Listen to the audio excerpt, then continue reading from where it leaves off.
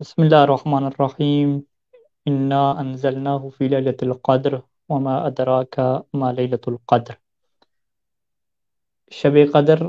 کی تلاش میں تمام مومنین کوشش کر رہے ہیں، اور پاکستان میں خصوصاً بہت سارے مومنین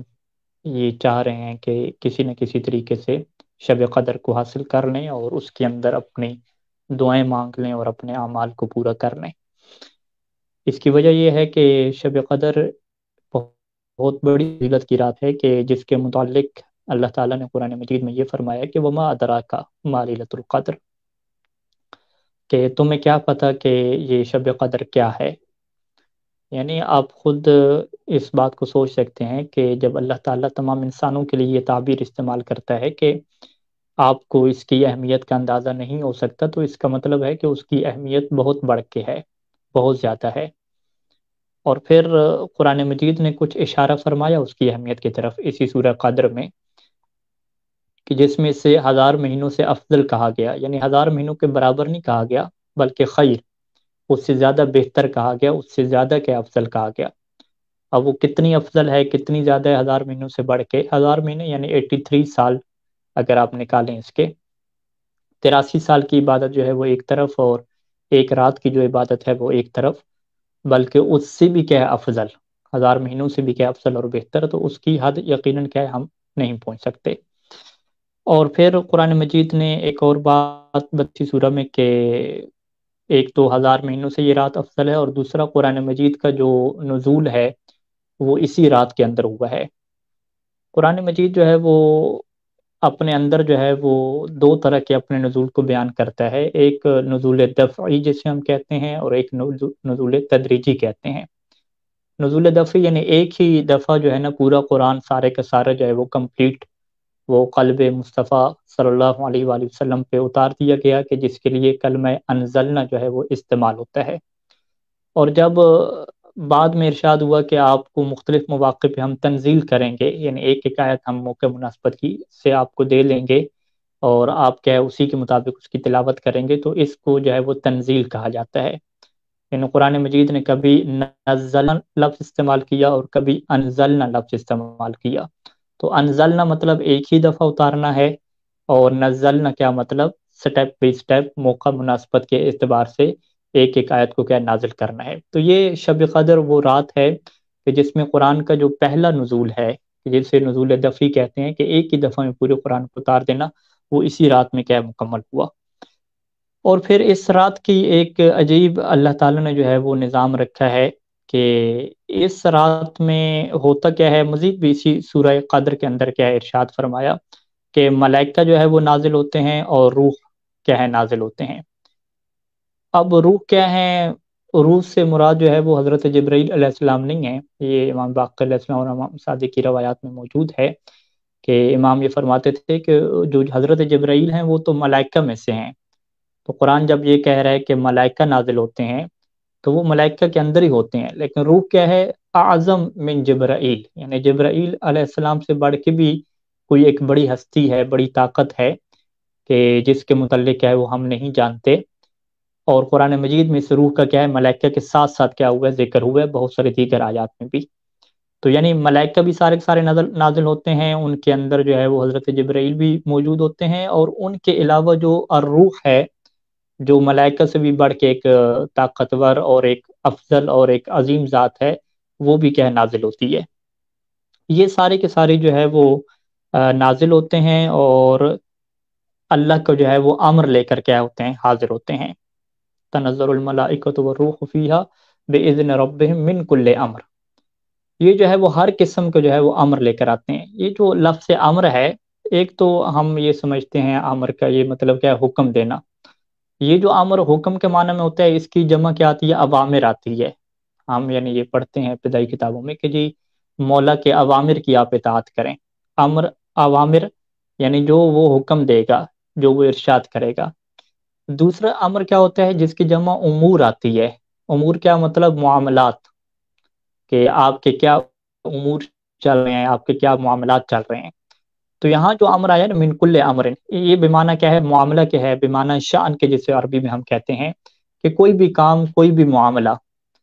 اور ہر قسم کا جو انسان کا معاملہ ہے اگلے سال، جو اس کا رزق ہے، اس کی جو موت ہے، اس کی بیماری، اس کی صحت، اس کا علم، اس کا کمال، وہ سارے کا سارا کیا ہے اس پورے سال میں کیا ہوتا ہے، طے ہوتا ہے۔ اور یہ انسان اپنی مستقبل جو ہے وہ ایک سال کا مستقبل وہ کیسے طے کرے گا، کیسے گزارے گا، وہ اسی رات کے اوپر کیا ڈیپینڈ کرتا ہے کہ وہ اس رات میں اللہ سے کیسے مانگے گا اور کس طرح اخلاص سے اور دعا کرے گا، عبادت میں گزارے گا، تاکہ اس کا جو آنے والا سال ہے وہ پورا جو ہے وہ بہترین طریقے سے کیا ہے طے ہو جائے۔ قرآن مجید نے جو ہے وہ اسی امر کے متعلق بھی دیگر آیات میں ارشاد فرمایا، جیسے کہ سورہ دخان کی ان آیات میں ارشاد ہوتا ہے کہ انا انزلناہ فی لیلۃ مبارکہ انا کنا منذرین، کہ قرآن کو ہم نے لیلہ مبارکہ میں کہ بابرکت رات میں نازل کیا، جو اسی سورہ قدر میں ارشاد فرما دیا کہ لیلۃ القدر ہے۔ اور پھر کہا کہ فیہا یفرق کل امر حکیم، کہ اس میں کیا ہوتا ہے کہ ہر حکیمانہ امر، ہر حکیمانہ بات کی کیا کیا جاتا ہے، فیصلہ کر دیا جاتا ہے۔ یعنی جو بھی دنیا میں کام ہونے والا ہے اس کا جو مکمل فیصلہ ہے وہ اسی ایک رات میں ہوتا ہے۔ اور پھر ہمارے پاس روایات ہیں کہ جس میں جو ہے وہ اللہ کے رسول یہ فرمایا کرتے تھے کہ اس امر کو لینے والے جو اولیاء ہیں وہ اسی زمین کے اوپر کیا ہے موجود ہیں، اور فرماتے تھے کہ وہ میں ہوں، اور پھر میرے بعد جو ہیں وہ میرے جو آئمہ ہیں، آئمہ علیہ السلام 11 کے 11 ہستیاں، وہ کیا ہیں اس امر کو کیا ہے لینے والے ہیں۔ اور یوں ائمہ علیہ السلام کے سامنے فرشتے جو ہے وہ کچھ روایات میں کہ پورے کے پورے امت کے صحائف لے کر آتے ہیں، صحیفے لے کر آتے ہیں کہ جس میں ان کے معاملات طے ہوتے ہیں، اور اہل بیت علیہ السلام ان کو دیکھتے ہیں، اور ملائکہ جو ہیں وہ اہل بیت علیہ السلام کا اور جو زمین کے اوپر امام موجود ہوتے ہیں اس کا کیا کرتے ہیں، طواف کرتے ہیں۔ یعنی اسی وجہ سے جو ہے وہ ایک روایت میں ہے کہ جب امام باقر علیہ السلام سے یہ سوال ہوا کہ کیا آپ کو شب قدر کا علم ہوتا ہے کہ لیلۃ القدر کون سی رات ہے، تو امام نے یہ فرمایا کہ کیف لا نعرف والملائکۃ یطوفون بنا، کہ ہم کیسے جو ہے وہ اس رات کو نہ جانتے ہوں جب کہ ملائکہ جو ہے وہ ہمارے ارد گرد کیا کر رہے ہوتے ہیں، طواف کر رہے ہوتے ہیں۔ تو اسی طریقے سے اب پورے سال کی جو تفسیر ہے، پورے سال کے جو اعمال ہیں، پورے سال کا جو کردار ہے، وہ چونکہ اس رات میں طے ہوتا ہے، تو یہ انسان کے لیے کیا ہے، ایک اللہ نے بہترین جو ہے وہ آسان ترین جو ہے وہ آپشن رکھا ہے کہ انسان ایک سال کا جو مستقبل ہے وہ اسی ایک رات میں کیا ہے اپنا بنا سکتا ہے۔ اور چونکہ یہ بڑی اہمیت کی رات ہے، اسی وجہ سے ہمارے پاس جو روایات ہیں اکثر ان روایات میں جو ہے وہ اس رات کو جو ہے وہ معین نہیں کیا گیا۔ اب اتنی اہم رات ہے کہ جس میں انسان کے جو ہے وہ پورے سال کے معاملات طے ہو جاتے ہیں، تو یہ رات پھر کون سی ہے؟ ہم اگر روایات اہل بیت علیہ السلام میں جائیں تو اس رات کی ہمیں تعیین نہیں ملتی کہ امام نے جو ہے وہ معین کر دیا ہو کہ یہ ایک ہی کیا رات ہوتی ہے، بلکہ امام ہمیشہ فرمایا کرتے تھے کہ تم اسے 2 راتوں میں یا 3 راتوں میں کیا تلاش کرو، یعنی 19 کی رات، 21 کی رات اور 23 کی رات میں کیا ہے تلاش کرو، 23 کی رات میں کیا تلاش کرو۔ اور یہاں پہ ایک روایت ہے جو جس سے جو ہے وہ جوہنیہ جو قبیلہ ہے اس کا جو ایک بندہ ہے ابو نصر، اس کی یہ ایک روایت ہمارے یہاں ملتی ہے، اور اہل سنت کے ہاں بھی یہ روایت ہے کہ جو یہ کہتا تھا کہ میں مدینہ میں جو ہے وہ اعمال کرنا چاہتا ہوں لیکن مدینہ سے دور رہتا ہوں، اور میری بھیڑ بکریاں اور بہت سارے افراد ہیں، اگر میں روزانہ جو ہے وہ آنا چاہوں ان 3 راتوں میں تو یہ میرے لیے بہت مشکل ہوگا۔ تو اللہ کے رسول سے اس نے یہ التماس کی تھی کہ مجھے کوئی ایک رات بیان کر دیں۔ اب ہماری روایت میں ہے کہ فسارہ یا فاسرہ، کہ وہ اللہ کے رسول نے اس کے کان میں جو ہے وہ راز کے طور پہ یہ بات کہی تھی، اور اصحاب جو ہے وہ یہ دیکھ رہے تھے کہ وہ بندہ جو ہے وہ کب آتا ہے۔ تو اب یہ جو جوہنی ہے یا ہنی جو ہے وہ جوہنیہ قبیلہ کا جو بندہ ہے، یہ جو ہے وہ 23 کی جو رات آتا ہے وہاں پہ عمل کرنے کے لیے، تو یہاں سے جو 23 کی رات ہے یہ مشہور ہوگی کس اعتبار سے کہ یہی جو ہے وہ شب قدر ہے، اور اب سب لوگ اس کو شب قدر کے نام سے تو یاد نہیں کرتے تھے، لیلۃ الجوہنی کے نام سے کیا یاد کرتے تھے، یا لیلۃ الجوہنی کے کیا نام سے یاد کیا کرتے تھے۔ ہمارے پاس ایک روایت ہے امام صادق علیہ السلام سے کہ اس کو نقل کرنے والا جو ہے وہ ابن ابی حمزہ البطائنی ہے، یا ابن حمزہ ابو حمزہ الصومالی کا بیٹا وہ ابن ہے، مختلف اسناد کے ساتھ یہ روایت موجود ہے کہ جس میں وہ کہتا ہے کہ ابو بصیر جو ہے وہ امام صادق علیہ السلام کے پاس موجود تھے، اور ابو بصیر نے جب یہ سوال پوچھا کہ لیلۃ القدر یہ کون سی رات ہے، تو امام نے فرمایا کہ تم 21 یا 23 میں سے ایک رات کو کیا ہے تلاش کرو. تو اس نے امام علیہ السلام نے جب او لگایا نا کہ یا 21 ہے یا 23 ہے، تو ابو بصیر نے پوچھا کہ ہم تو 2 راتوں میں اگر ہم اعمال نہ کر سکیں تو پھر کون سی رات ہے؟ ٹھیک ہے، تو امام نے فرمایا کہ نہیں، یہ 21 اور 23 ہی ہے، ہم اس کو کیا معین نہیں کرتے. اب وہاں پہ یہ کہتا ہے، یعنی ابن ابھی حمزہ البتائنی یہ کہتا ہے کہ میں نے امام سے یہ کہا کہ وہ لیلۃ الجوہنی بھی تو ہے، ایک جوہنی کی جو ایک رات ہے 23 والی، وہ بھی تو ایک کہتے ہیں کہ 23 والی وہ رات ہے. تو امام نے فرمایا کہ یقال، یہ بات جو ہے وہ کہی جاتی ہے، ذالک یقال، کہ یہ بات کہی جاتی ہے. ٹھیک ہے، لیکن امام نے وہاں پہ کیا معین نہیں کیا.